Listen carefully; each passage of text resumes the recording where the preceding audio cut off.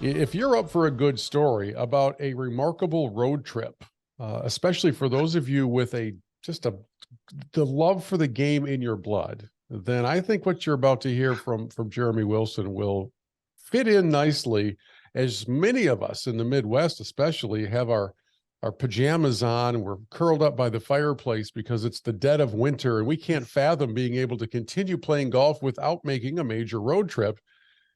And Jeremy has decided to take that to the extreme. The website where you can follow the travels is pairedupgolf.com, a 50-state road trip to municipal golf courses and some great storytelling along the way. So, Jeremy, we have caught up with you literally in the van right now. You're on the road as we speak, right? That's correct. Yes, in Lexington, Kentucky this morning. Okay, let's go back to ground zero here. I know the trip started earlier this year, as it would have to, because as we speak, you are at 47 states. So you've got three left, and one of them is going to be tough to drive to. But how did how did all this come about? What's going on between those years that made you think this is going to work out well? I know, kind of crazy. Yeah, it really does date back a few years. When you do a road trip to all 50 states, it definitely doesn't happen overnight, right? And so it was probably, I guess it was halfway through 2019, and I, or really even before that, I started doing this project called Paired Up, where I just got really fascinated with the people that I was randomly paired up with at golf courses. I mean, I would go play somewhere. And really where it all started was I was on a vacation in Banff up in Canada, which have you been up there at all? I have not been there. Yeah, and so I played like the Fairmont like Banff Springs course with my dad, which was pretty epic. And um, we had this crazy day, crazy weather day, and like for anyone who loves taking photos, it's such a gorgeous place. But we like left and couldn't stop talking about this older couple named Herb and Jill that we were randomly paired up with that were just vacation from Colorado and just had so many one-liners. And then like literally from that day on, I was like, I just want to talk about these people I'm paired up with all the time. Like that seems to me like, or that seems to be the most interesting part of golf courses to me. And so I started doing this project called Paired Up, and then I would go play places and just try to write about and post about the people I was paired up with. And then um, so I was doing that. I also had a sales job for about 9 years in Nashville, and was just kind of growing restless and really wanted something more. And so in 2019, kind of came up with this idea. I was like, hey, what if I did this paired up thing just at municipal courses and purely random pairings, and did a huge trip around the country. And I was just looking for a change in my life and looking to do something big. And then, of course, I had it planned for, I was turning 30 in April of 2020. And Perfect I was like, timing. yeah, exactly. I was like, all right, I'm going to turn 30. I'm going to have this huge adventure. Let's go do it. And then, of course, COVID hit and delayed all that. And then had shoulder surgery last year. So this year ended up being the year to do this. Well, okay, so there are so many layers of this to peel Yes. back. First of all, at some point, you presented this idea to the people in your life who are close to you and love you the most, your family, your girlfriend. How many of them looked at you sideways? When I was growing up and I was practicing my trumpet like a good trumpet student every day, my dog would turn its head sideways in a very curious look, like, what is this strange sound coming from my guy here? Did your family do that? Did they turn their head sideways and be like, Jeremy, what is this strange sound coming from you? A little bit. It started out, my original pitch of this project was, all right, I want to do this 3 to 4 month trip around the country. It wasn't going to be all 50 states. It was going to be almost like an outline of the country, to where I think all in all, it was like 35 states. And so I remember, I mean, really, I was kind of, this idea was born with just a meeting with my therapist in Nashville, where I live. And we were talking through this, and she was like, hey, I think it's time for your travels with Charlie time, kind of, if you're familiar with Steinbeck's book. Um and so I just got obsessed with that idea. And at the time too, I just had got really inspired by people doing cool things. I would listen to these podcasts and hear these people doing these cool adventures. I just remember one of them in particular was a musician. Actually, he's from Michigan originally, Detroit guy, Mike Posner. And he did this walk across America, and which is it sounds way more adventurous than what I'm doing, um, but it just like through that, I was like, man, I'm gonna do something big and try that. And so when I told my parents, um, they were strangely game for it, maybe, which you um, may not be the reaction of everyone's parents when you tell them that. Well, you're going to get the inevitable lectures about paying your bills and how are you going to eat and are you going to be safe and can you make this work financially? Because our parents, I'm a dad. I've got kids that are a little bit younger than you, but not too much, and they could do Hmm. something like this. So I would have that talk with them. I think just to check all the boxes for being a responsible parent. Yes. Did you ever come close to I don't know, maybe in the put your head on the pillow at nighttime, thinking through some of the things that your family would have said and being like, yeah, you know what, after all, I guess it was a fun idea, but there's no way I can pull this off. Were you ever close to not doing it? There were definitely times, but uh there would be times where I would think about, hey, what happens if I get a flat tire in an RV in Billings, Montana, and it's raining and it's dark, and or Yeah. am I okay sleeping in a Walmart parking lot this many nights of my life? And so uh there's definitely those times, but I'll tell you, I listened to this podcast, and this was kind of a turning point for me with not having those fears creep in. Was it was almost like there were two costs. I heard this person talk about these two costs you can pay. It's like, yes, there's the cost of if I do this trip, there's literal costs, financial costs. There's people might thinking I'm crazy potentially. There's people I work with might be like, you're gonna leave this steady job. What's going on? Like, my group of friends might think I've lost my mind. But the other cost I would pay is the cost of not doing it and always wondering about it and thinking what that could have been. And that's a cost I just wasn't willing to pay, Hmm. essentially. That cost to me was way more expensive than the cost of diesel fuel in 2022 around the country. Which is a fairly sizable cost. I love the way you put Yes. that because I have said to so many people, you never know when you will have this particular moment in your life again. And whether it's a chance to make things right with a relative that you've been estranged from, or whether it's the chance to leave the job that you just dread going to every single day. In a Hmm. time when there are jobs available everywhere, this might be that moment for you. And as you just said, for you, you defined this as this is the time for me to do this. However, Hmm. or so I'll throw in the however, you Okay. still have a couple of practical issues involved with all this. One is my guess is that since Mia is your girlfriend, you kind of like to see her more than once a year. So you had to convince her to come along on the journey. And then number two, there's a logistical issue. You got to have reliable transportation for all of this. And I've seen some pictures of the inside of the van slash RV that you're traveling in. It's pretty sweet.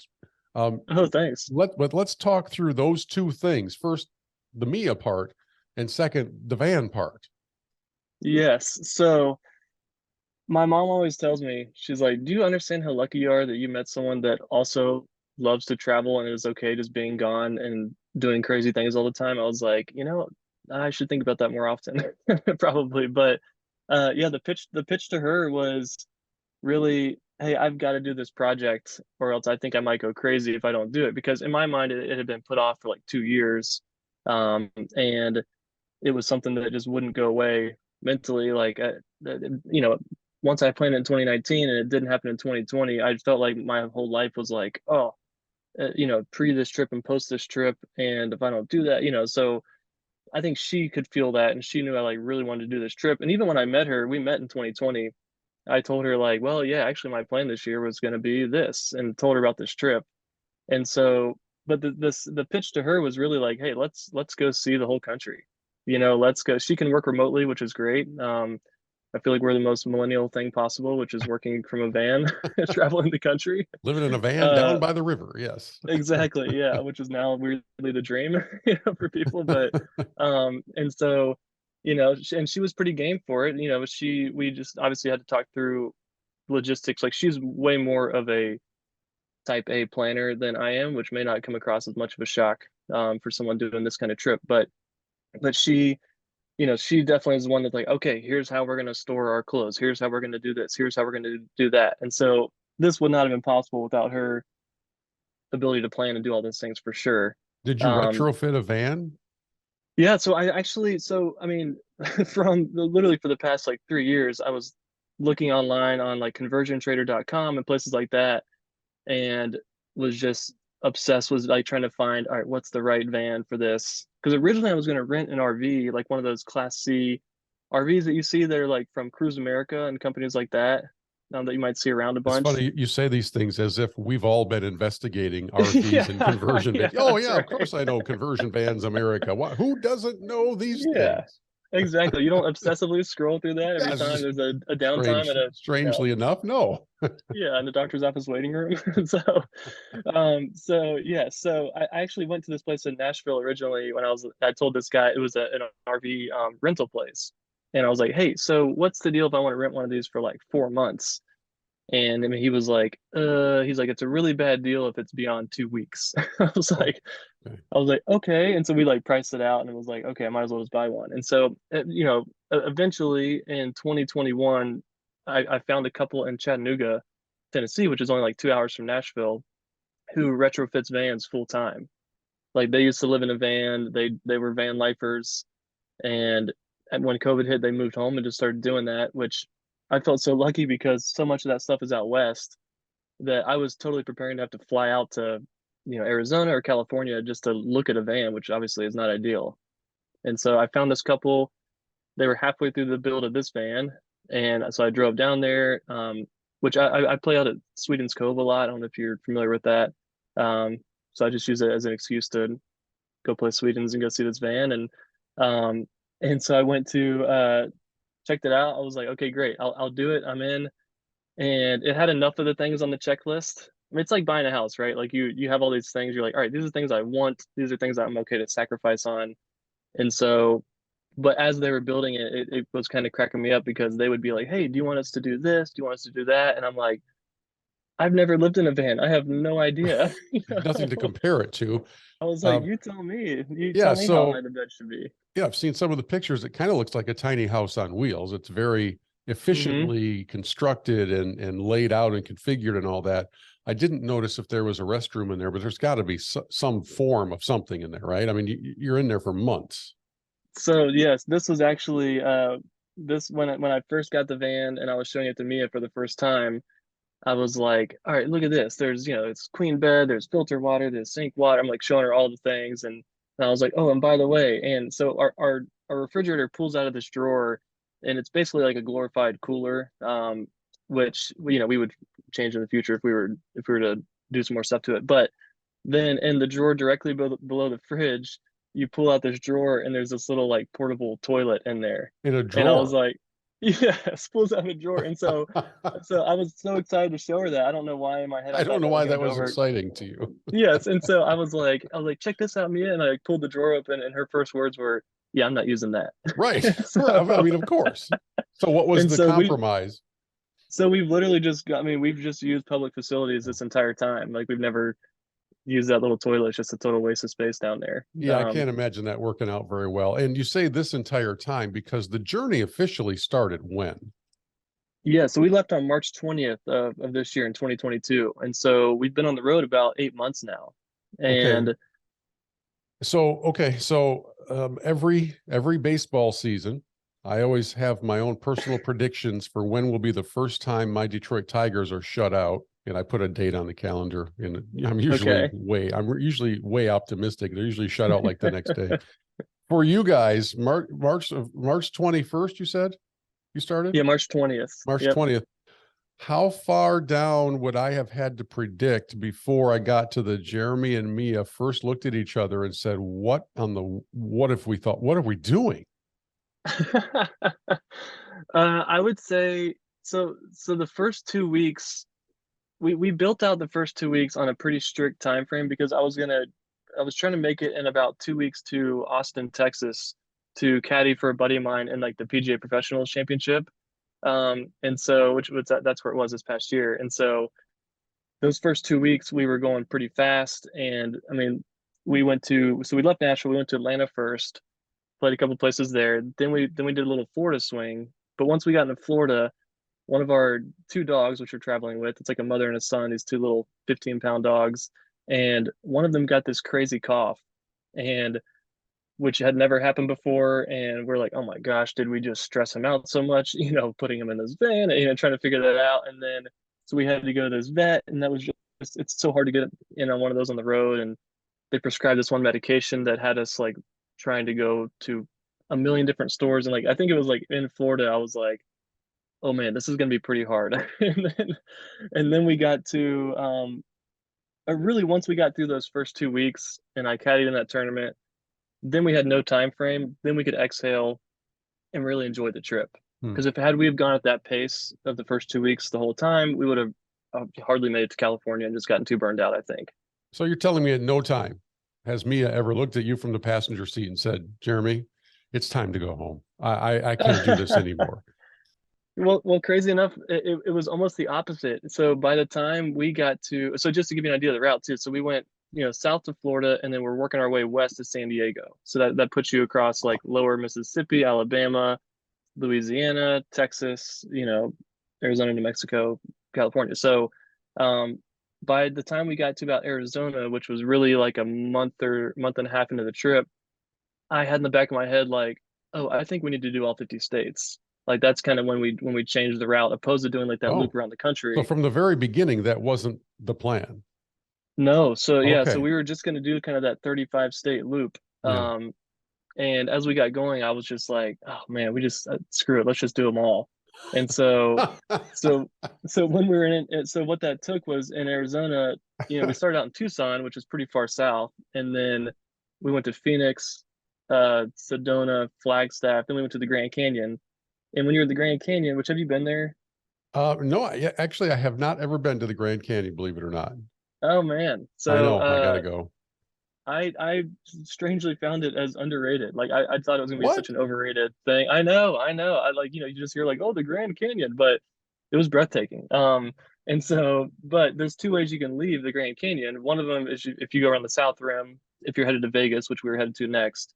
Um, but if you go around the north side, we could go through St. George, Utah, which would then check off Utah. And I was like, that was the decision where I was like, okay, if we go around the north side and we go to Utah, all 50 states are in play. Let's try that. So really, it was the opposite of like, let's go home. It was a Oh, let's do them all. well, your website says that as of like right now, you're at 21,661 miles through 47 states, 104 courses, 258 random partners. And as you said at the beginning, that was your initial motivation, was to tell stories of people you got paired up with. We'll get into some of those in a moment. I'm curious, as this journey has continued and grown, and you get more and more of a following on social media and that kind of thing, is there ever any awareness when you pull into a Muni that, hey, the guy's here from Paired Up Golf? Or are you just going in and plopping down your greens fees everywhere you go and playing just like anybody off the street?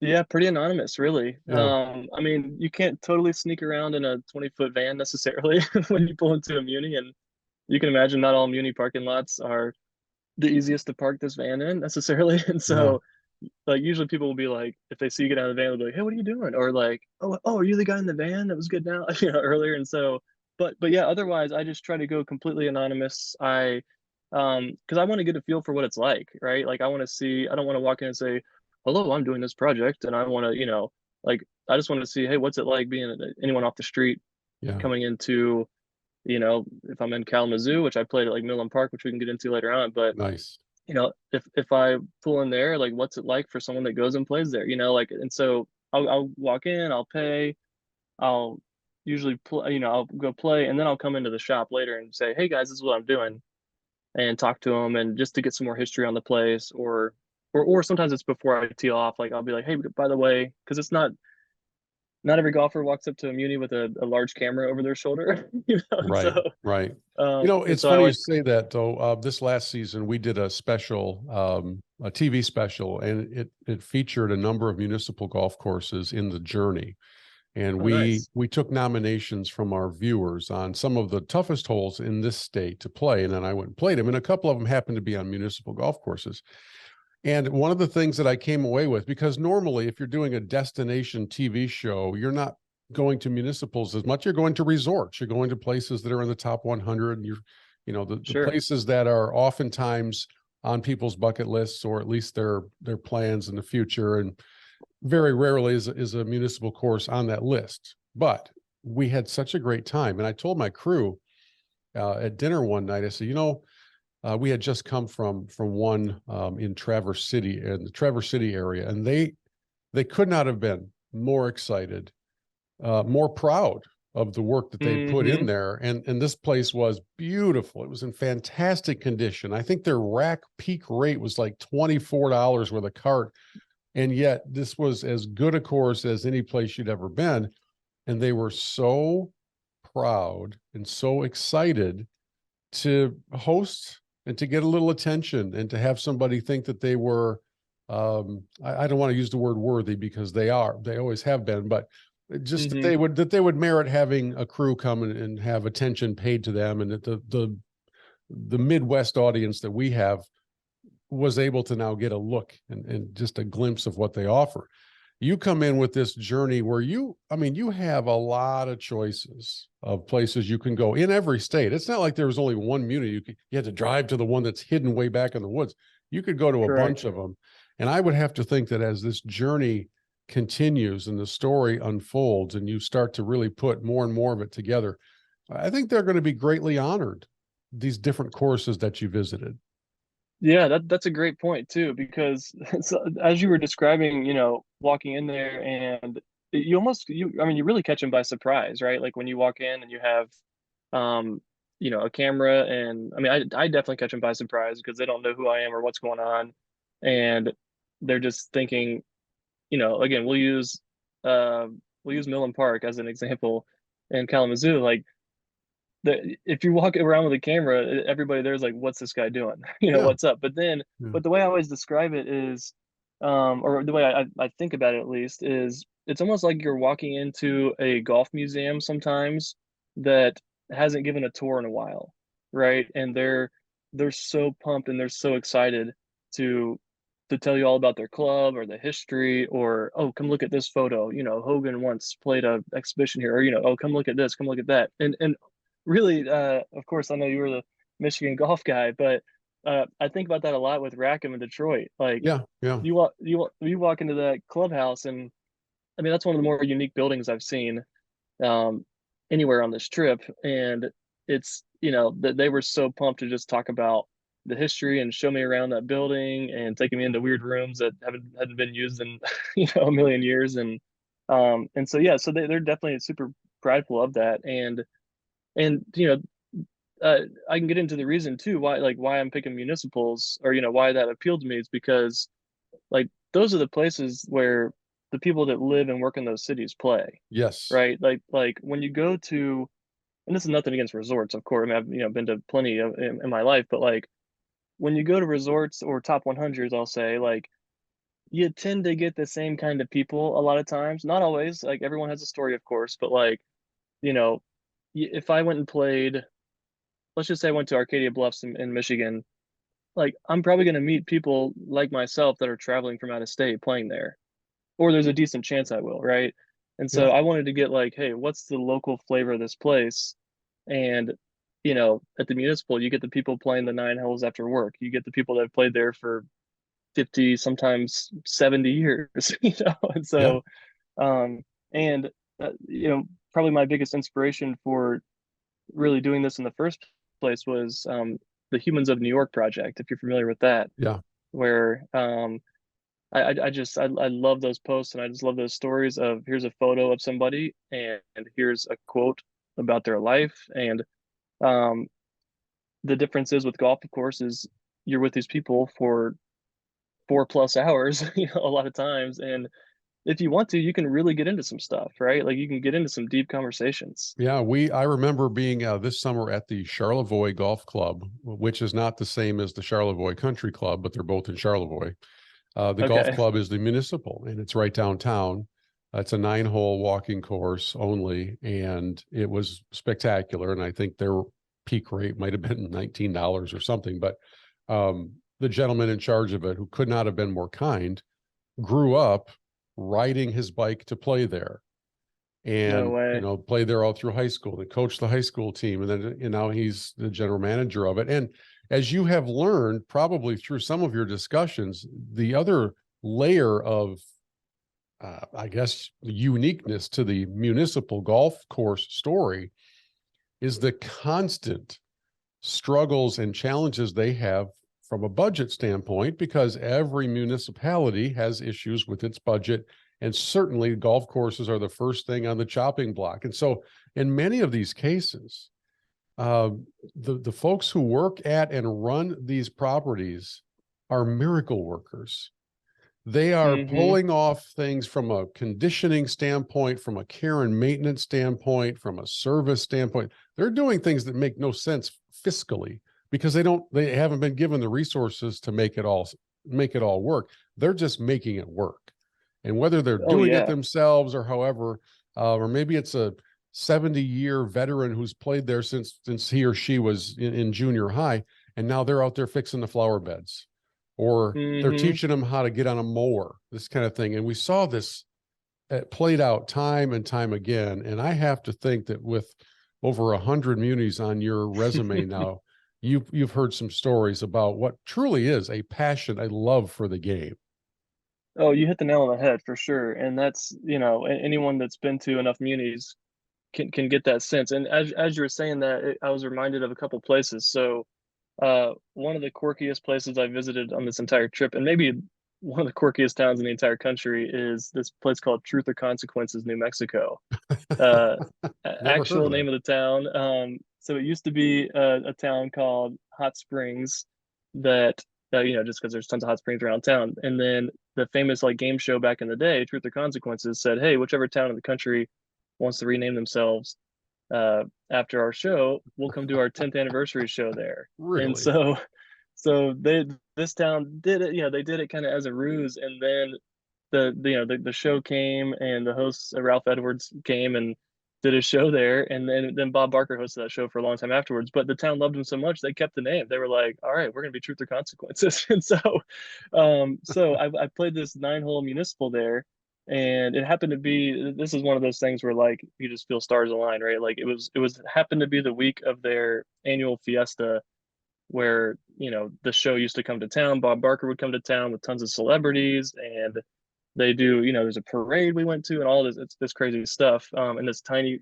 super quirky town. But I played this 9-hole course, and all the locals call it T or C, the town. And so it was a T or C Muni, and almost every guy I played with in this group worked out there in some capacity purely for free, Yeah. all pro bono work. I mean, one guy was like, "Oh yeah, you see that over there? Every Saturday night I come out here and I weed eat that entire hillside." Or I think about when I was in New Hampshire a couple of months ago, and it was getting really dark. I was playing with this really fun group, and you could just hear in the distance like, and it was this guy. They were like, "Oh, that's Tim. He runs like a lawn fertilizer business in town, and he comes out here for free and like fertilizes and stuff." And it was like virtually pitch black, and that was also on a Saturday night, Hmm. and that's how he's spending his time. So that's the cool thing about these munis, is they're a community effort. Like you see the communities, thumbprint all over the place. I mean, Well, even Goat Hill in near San Diego. I'm sure you've heard of Goat Hill possibly, yeah. but lady I played with there, like she showed me, oh gosh, all these flower pots on the tees, like that was my idea. And like, these people, it gives them a connection to the place where they're not just going there and paying and playing golf and leaving. Like they feel like it's truly their home course, which is such a cool thing to witness. Yeah. And, you're taking some photos of those that you're playing with, and I'm looking at some of them on your website at pairedupgolf.com. And, Hmm. behind every photo, of course, there's a great story, but everybody that you come in contact with, at the time they meet you, all they know is I gotta play with this guy. I don't know anything about him. Yes. I'm guessing it's not until later in the day that you spring on them that you're on a project, right? You save that for later as you're getting ready to tell their Yes. stories. Yes. And that was a lesson learned early in the trip is, like, so my focus is the people, right? So I want to get deep into their story and do all that because I find them fascinating. But early in the trip, so I was in my hometown, which by the way, I've always had an affinity for Michigan because my hometown is where the Tiger spring train in Lakeland, Florida. Yeah, And so, nice. yeah, and so we have a ton of Michiganders around there, and um, My always felt parents this live weird. there, so They live in Lakeland? yeah, yep. I'll be down there in No a couple way. weeks. Yeah, true Oh, story. that's hilarious. Yep. Yeah. So yeah, I'm a fifth generation Lakelander actually. So my Wow. family's been there like forever. But um, so I happened to be so this was the first week, maybe 10 days into the trip, and I was playing my old Muni there, Cleveland Heights golf course. Yeah. And I'm playing with these guys and I told them, like at this point, I mean, I'm so green on this trip. I'm like having a hard time describing what I'm doing, to these people. And I'd say like I told these two older guys, I was like, hey, yeah, I'm traveling, working on a project about the people I'm paired up with, and I could see them just shut down, kind of like I could see that they felt.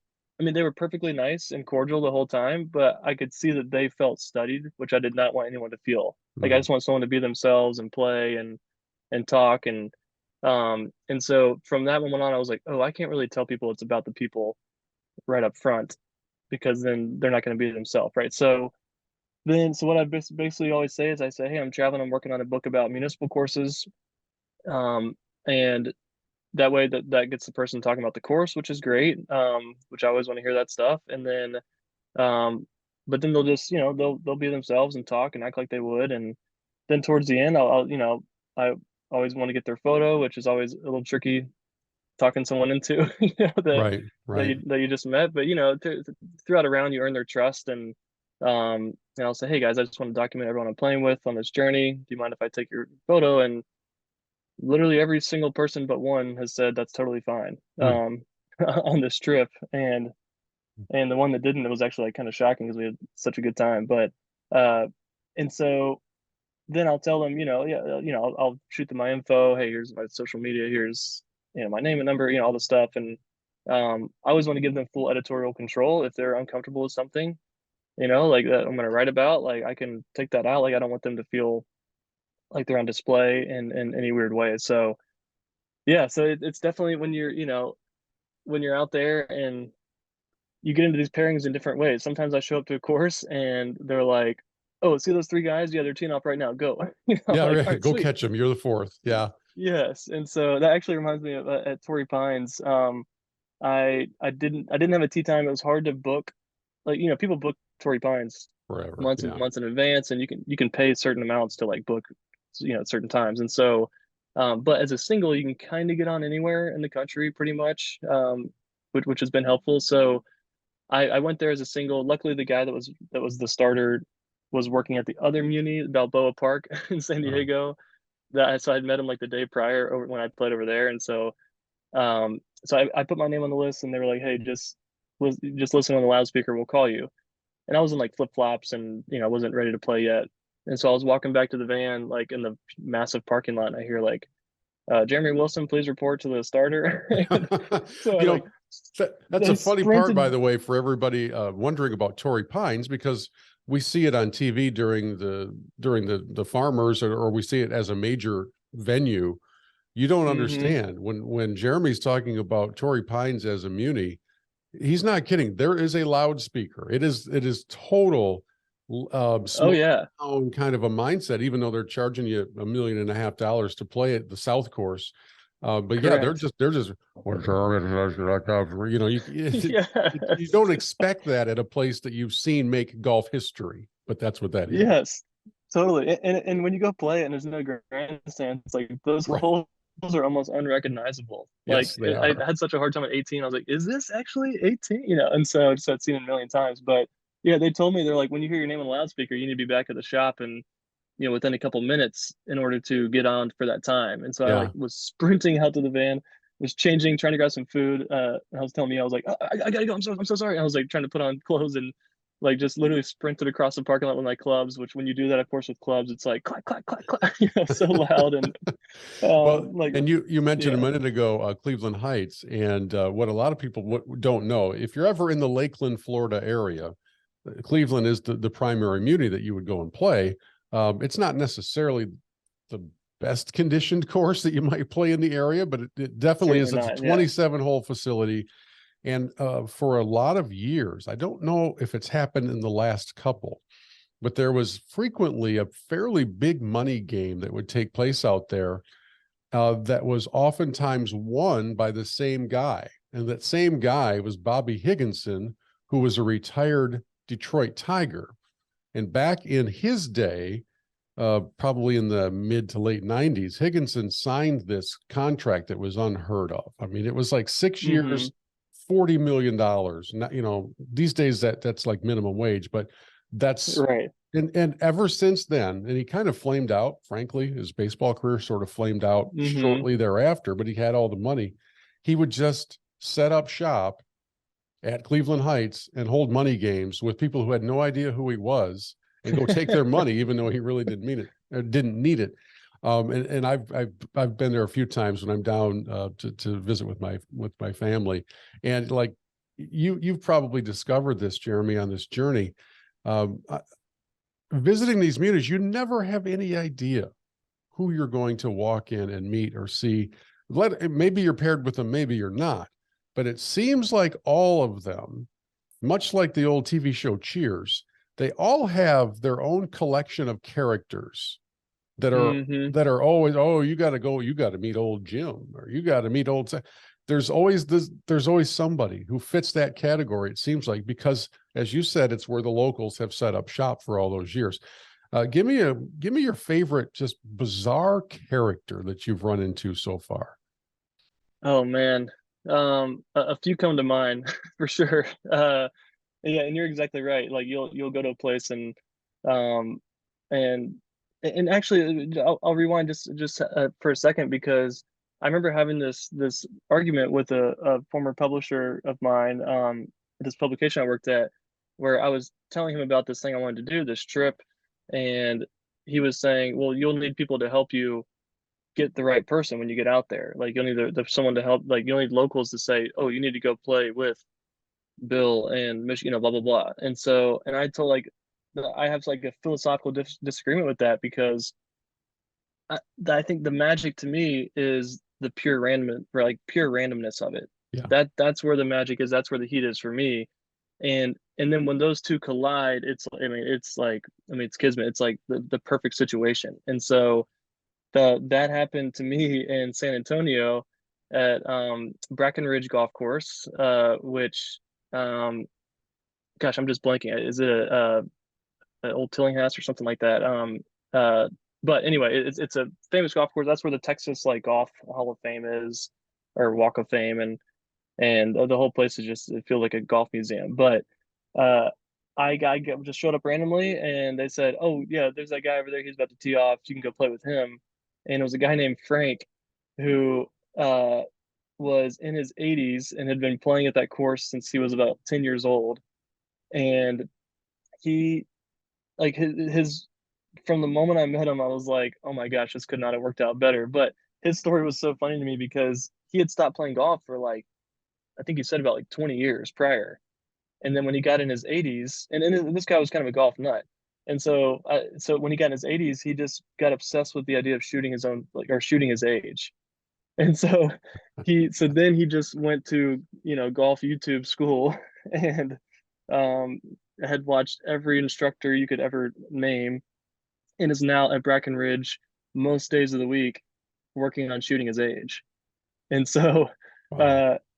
playing with him, and he was an old attorney, and he even offered to do a will for me pro bono. He just got deep into that, which I think I'm going to take him up on actually. And so, but he would just discuss all these life philosophies to me, and each life philosophy started with, "Okay, here's my last life philosophy," The last and then one. it would go on Yeah. to like five more, and we played 9 holes in probably what was probably like 3 hours, just because we would stand up to the side, let all these groups play through, and just talk. Wow. But yeah, he's one that comes to mind. Just an absolute character that I got to play with. Yeah. See, that's the joy of the journey, right? That's why you did this. Yes. Oh, totally. And Yeah. that's and there's a moment each round that reminds me of why I'm doing what I'm doing. Mm. And it's a moment where it's almost like a door slightly cracks to a new room. Like if I'm talking to someone and they say, we've gone through the what do you do, where you're from, I like to get into their, hey, if you did you have siblings when you were growing up, um, and sometimes people will mention like, well, yeah, that was the year after my wife passed. I went and played Bandon Dunes, and then they'll tell some like Bandon Dunes story, but like you hear that like my wife passed, and that just kind of creeps this door open to this new room. Then we go and we talk about that, and suddenly you start to see this person in a whole new way, and like that's the magic of these pairings, and like that's what here 8 months in and 21,000 miles later, and a million Walmarts and Cracker Barrels slept at, later, like that's what like still fires me up, and that's just what I'm living for right now. That is a great way to put it. Let me throw a couple of practical questions at you as we wind down our time. Yeah. Gas prices are nuts. Have you taken a Hmm. financial hit on this journey, or has somebody maybe come alongside and said, "Hey, we want to sponsor this thing or be a part of it"? So it's been all on me to this point. So Are you going I was broke? so not yet, thankfully. So I'm fortunate enough that I had a sales job in Nashville, and I was just a single guy and was able to save a bunch, and really not, the trip being postponed like 2 years kind of gave me like 2 more years to work and save up, and kind of a strange blessing there. But we do have every time we stop at a gas station, we have like a notes on our notes, like shared notes app, that Mia looks and like totals the price and how much we paid and all this stuff. And yes, like literally yesterday we were getting gas here in Lexington, and she was like, "Do you want to know the total for the gas right now?" I was like, "Don't tell me. Do not tell me yet. Like, I don't want to know what I've paid so far." So, Well, I mean, if you've been out to California, where I'm guessing you said diesel, right? Are you driving oh diesel? yeah, So you're correct. you're you're out there. You're probably near $8 a gallon or something like that. I don't know, $7 or $8. And then you come back into the Midwest, and I can't imagine the variety of prices that you are seeing. It makes no sense to me why that is, but I live in the mid. Yes. I'm in the middle of Michigan, and there's a gas station near us that's 2.98 right now, and there's one 5 minutes away that's 3.98. And I was like, either this is a typo or this world makes no sense. Have you Oh yes. have you ever just been like, come on, guys? I mean, can, can somebody come Yes. along and help me out here? So yeah, we actually use the Gas Buddy app, which I'm not sure if you're familiar with that, but we'll just show you on a map like here's all the cheapest gas around. And there's been so many times where we'll drive to a place because it says it has cheap diesel fuel, and we get there and just the app was way wrong. And then you going to get gas turns into this hour long. Well, no, let's drive to this place. Let's drive to this place. Oh, we're about to run out of gas now. Right, And right.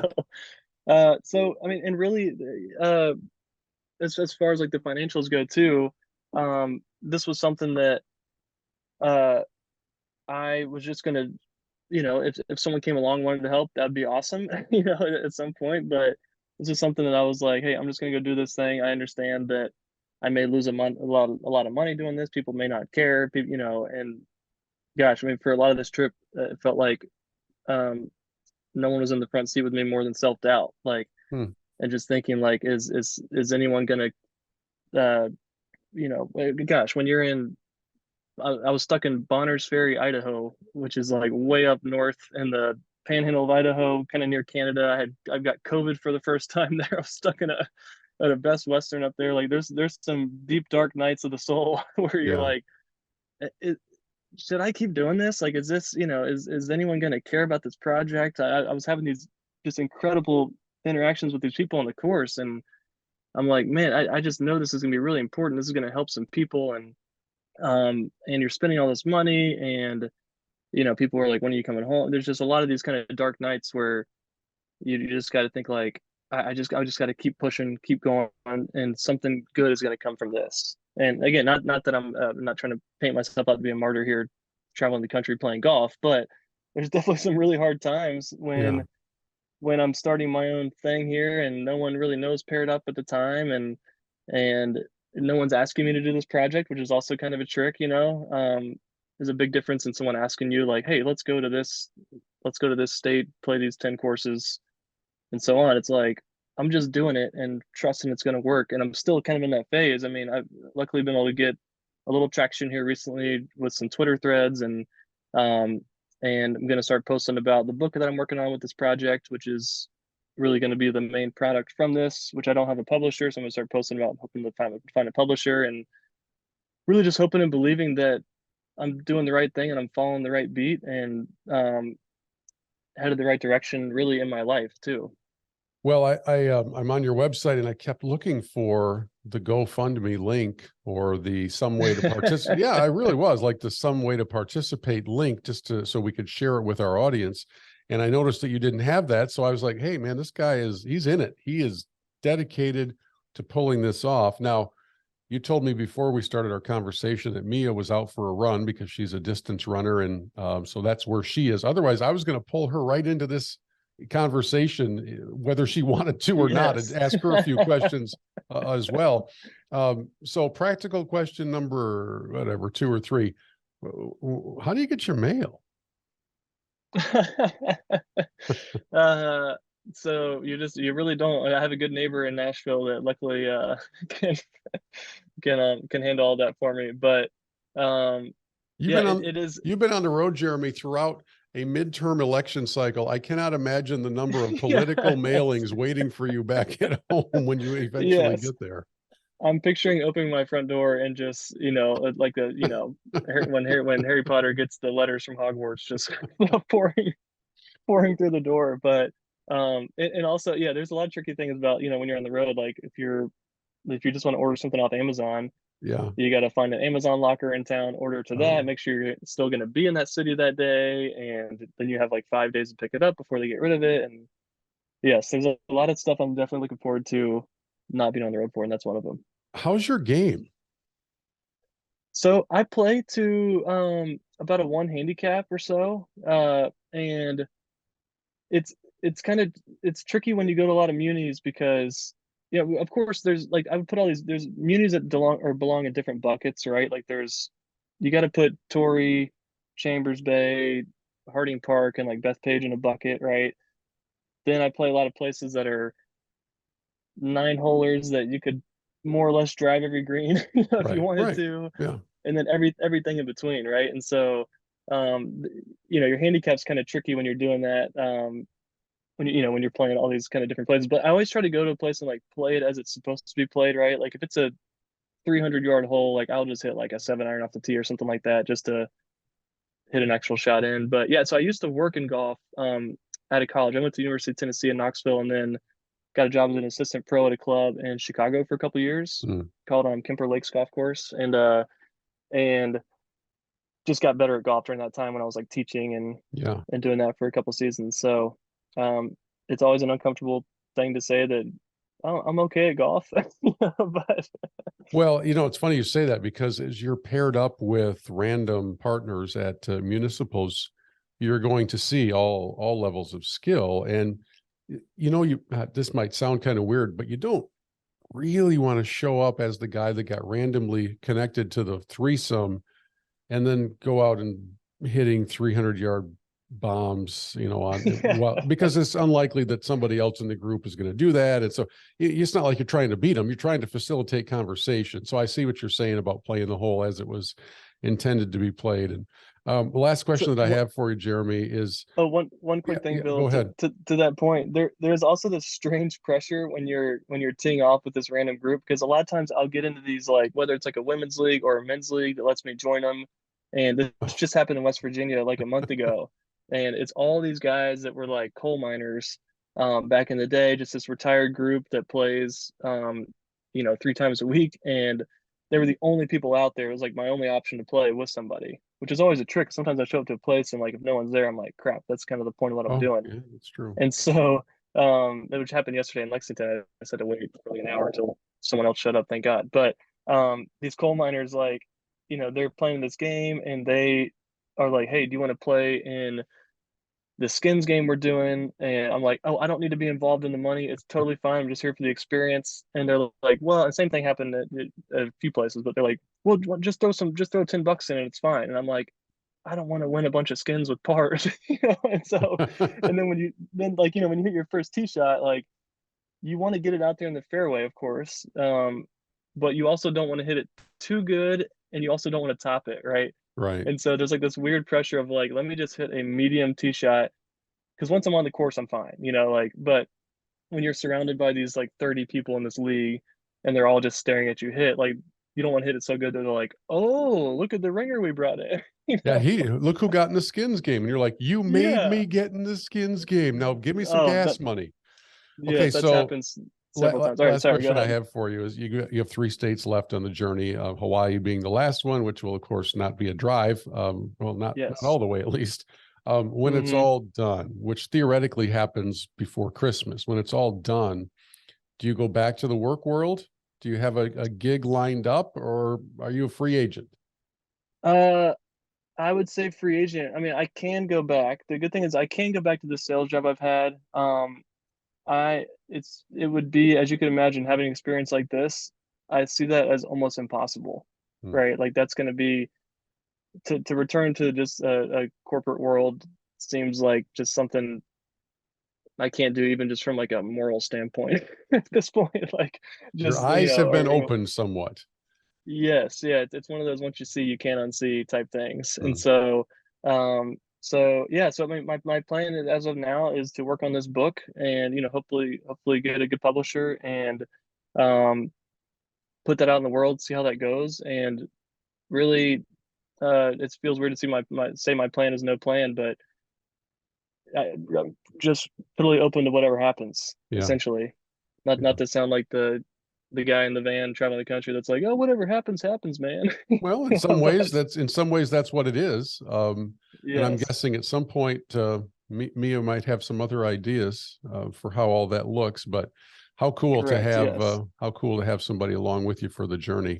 And certainly. I appreciate you sharing it with us. It's pairedupgolf.com.